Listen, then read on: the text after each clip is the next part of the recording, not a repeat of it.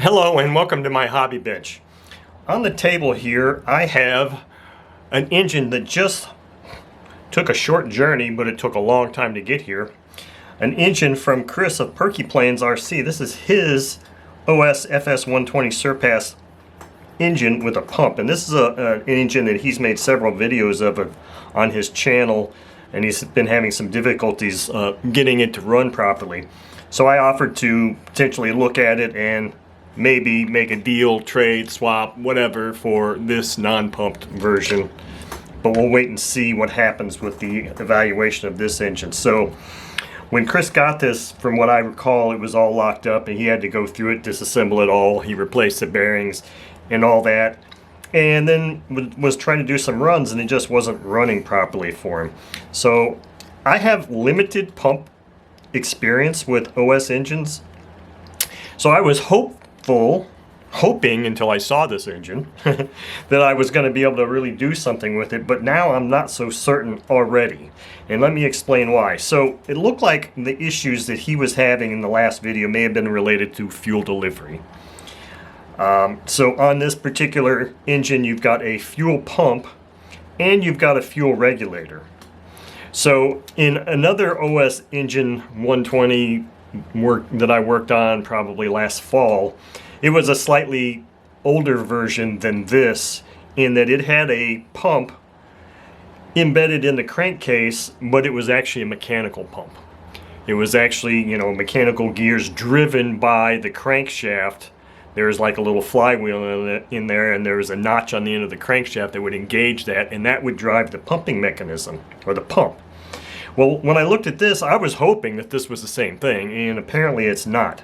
I was looking at this little pump, and it's kind of tough to see, but maybe you can, that this pump is just mounted to the crankcase cover, or the rear cover, but it's actually being fed by a silicon tube, which means that this thing is not a mechanical pump. It's being fed, and the pumping action is occurring through pulses, or a differential of pressure in the lower crankcase. Because if this was a mechanical pump, it would be rather simple to simply, isolate and troubleshoot the various areas. Testing the pump would be very simple, and then you could basically rule out the regulator. So before I start doing anything to this engine, I want to show you something that I found in doing some research on this issue with these pumps. Now I don't know if it was this exact same pumped engine or not, but it might have been. But I found a couple of threads, or at least one thread that had some really good information on it, and I believe it was either RC Universe or RC Groups, I don't recall. But they were talking about how you can bypass the fuel regulator if that's the issue, if that's the source of the problem, how you can easily bypass the fuel regulator. And the thread was like, oh, well, you just do the Perry pump bypass method. Well, so that thread was actually saying replace the carb or whatever using a Perry carb and a Perry pump. But the concept is the same, and I'm going to put this up on the screen here so you can look at it and really only pay attention to what I've got bounded by red rectangles. And basically what they would say to do is you can isolate this fuel regulator, assuming the pump works, assuming the pump is working, which now I'm not so sure I can validate that. You would put a T-fitting in between this line here, which is the inlet from the fuel tank. Put a T-fitting there, and then to here. You can look at it on the diagram. I don't have anything mocked up here. And then leave the vent open. The one diagram I'm showing you shows two T-fittings. And I'm still trying to wrap my head around how I would do that, but I kind of got all thrown off when I saw that this is not a mechanically operated pump, because that kind of changes everything, because what I believe this is. So anyway, the Perry pump bypass thing is an option that I will try. But what I really wanted to do was, first I wanted to isolate, if it was the mechanical pump, that was very simple. Very simple to identify if the pump's working, and if the mechanical pump is hard to not be working. You just simply disconnect it from the carb, and plug a fuel line in here or something, you know, to a fuel tank. And you can even take the glow plug off, mount this on a stand, and just turn it over with an electric starter. And if the pump's working, it's going to shoot fuel out. Period. I mean, that's all there is to it. Now, I might still be able to do the same thing with this, even though this operates on a different principle. And I believe now that the principle is there is a diaphragm in here, and if that diaphragm is bad, well, that's a whole different story then. So what I want to do here is I want to just, it looks like I can take this pump off of this crankcase, I think, and not take the pump apart, because I really don't want to do that. But I'm hoping, I just really want to see if I can just remove this pump from the crankcase and see if I can at least blow air through that inlet to the pump, or where the pressure pulses would come from, and see if I can feel anything coming out. So I'm really kind of hoping that this is just going to not pull the pump apart, and that it's just going to remove it from the engine, because that's really all I want to do here. Okay, there. So that's good. So you can see this thing is just connected with this little piece of fuel tubing. So what I want to do here is I want to attach a different piece. I'll just use this piece of fuel tubing. I'm just going to blow through this.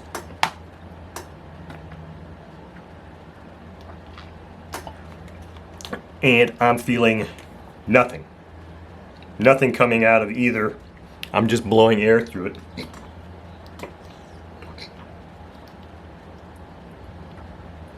Absolutely nothing's happening there. So that is a problem. That's a real problem, because it would indicate to me that maybe the pump isn't functioning. But I mean, again, I can still put this thing on there and still do my test where I hook it to a fuel tank with fuel in it, spin it over, and see if that actually causes the diaphragm to start working. Maybe I'm just not blowing hard enough. Maybe it has to be pulses. I don't know. All I was hoping was that I would be able to at least blow in there, move that diaphragm one way or another, so that I could hear or feel air coming out.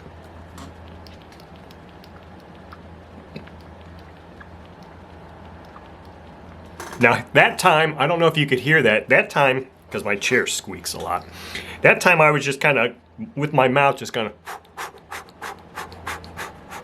and I thought I heard a clicking sound. Let me try this again and get it up close to the camera.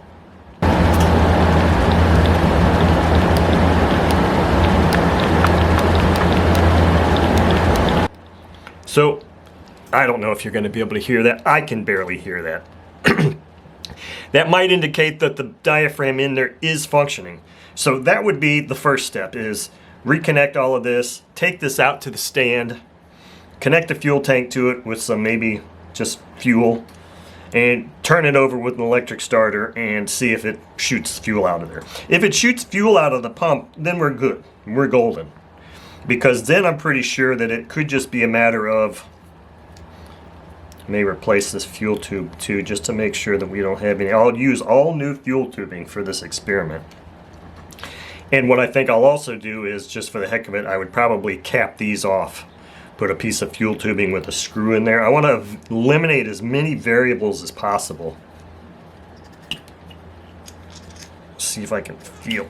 This thing's got such strong compression, it's going to be hard to do without a prop. I just want to see, make sure that there's not some other thing, variable in there. And I don't really believe that these things are necessary. I don't agree with this setup of recirculating oil into the intake manifold. I never liked that on the Magnum engines. I thought it was useless, and I think it's useless on OS engines also. So you can cap those things off and it'll be just fine without that. So that's the plan with this thing, is to reconnect this, test the pump, and then if we can test the pump and the pump works, then perhaps I can incorporate, this little diagram, because I went to the hobby store. I went to Hobbytown, USA today on the far-reaching hope that they actually had T-fittings, and lo and behold, I was shocked. They actually had some Sullivan nylon fuel tube connectors in T's. So here's a fuel connector, and then there's 2 T's in here with some wires to, you know, wrap around your fuel hose to secure it. So I was like, wow, because otherwise I had this T that came with one of these HP VT49 or 49 VT engines, but I couldn't find another T. I thought I had another one. I was searching, couldn't find it, because it looks like, according to this diagram, that you need 2 T's. One here between the tank inlet and the pump, and that kind of goes to the carburetor. So it's this portion here that is supposed to bypass the fuel regulator and simulate a fuel regulator. So I wouldn't, because I'm pretty sure that this fuel regulator, you take the carb off and that's probably done for sure, because that's probably a silicone diaphragm in there that's either brittle, hard, leaking, not functioning, because the YS engines use fuel regulators in addition to their their pressure system on there. The YS fuel pump or fuel regulators are down here, and in those systems that actually has a plunger with a spring on it.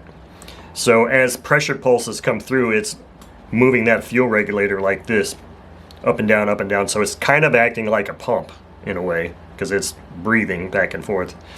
I believe that's what's supposed to be happening here too, to some degree, but it's not. And this is what I am thinking is the culprit, especially if this was like a mechanical pump, because it's very difficult for a mechanical pump to go bad unless the seals are leaking, and Chris never said anything about, you know, that.